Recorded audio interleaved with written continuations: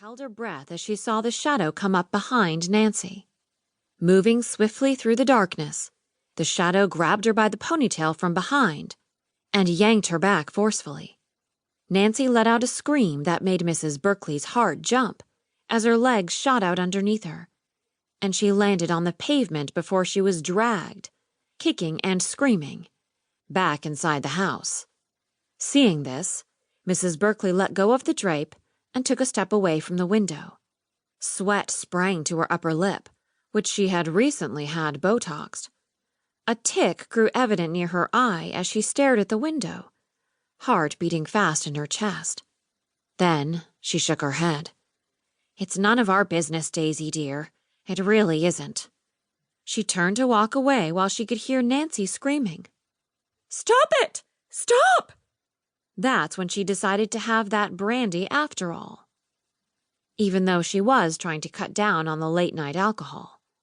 She had just grabbed the bottle from the shelf when the shot echoed through the neighborhood. It wasn't the first time Mrs. Berkeley drank an entire bottle of brandy before bedtime, but it was the first time she drank it straight from the bottle. Part 1. 5 years later. Sykes Creek, Merritt Island, Florida. Chapter 1. "Is this the right way to do it, Dad?" Brian Nelson looked at his son, Max, holding the shrimp between his fingers while putting it on the hook. Brian couldn't help but smile. He had wanted to take his son fishing for as long as he could remember, but his wife had told him no. After being in an accident as a child, Terry was terrified of boats and didn't want her kid out on one of them. There was nothing Brian could say or do to make her change her mind, and during his upbringing, she had instilled her fears into the boy, making him scared of anything to do with water, and especially boats. Now they were separated, and Brian had decided to take the boy fishing. Brian had fished all his life and held some of his dearest memories with his late father doing just that. Why rob his son of that? Brian was only sad that he'd waited so long to do it. He had listened to Terry for way too long, and in that way missed out on many great adventures and hours spent with his son.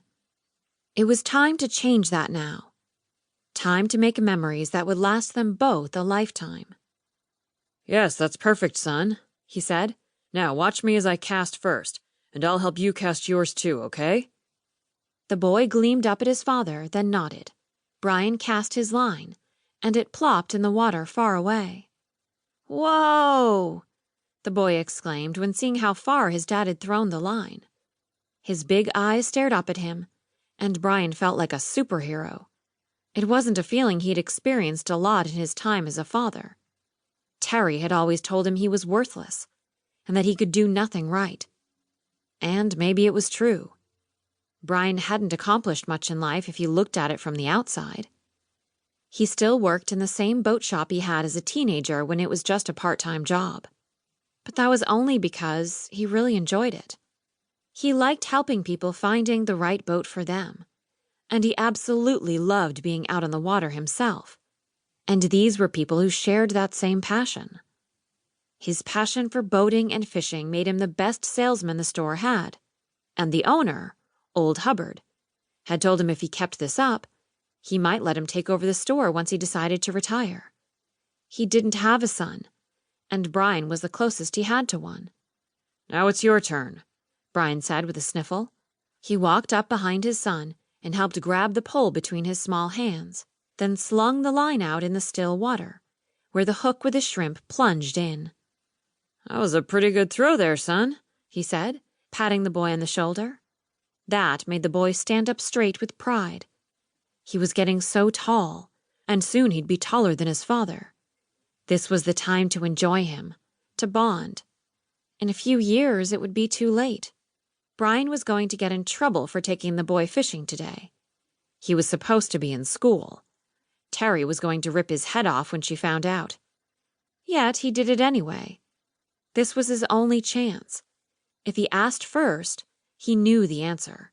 Terry wasn't the boss of him anymore. Max was his son, too. "So, now we wait and keep an eye on the pole, okay, son?" he asked.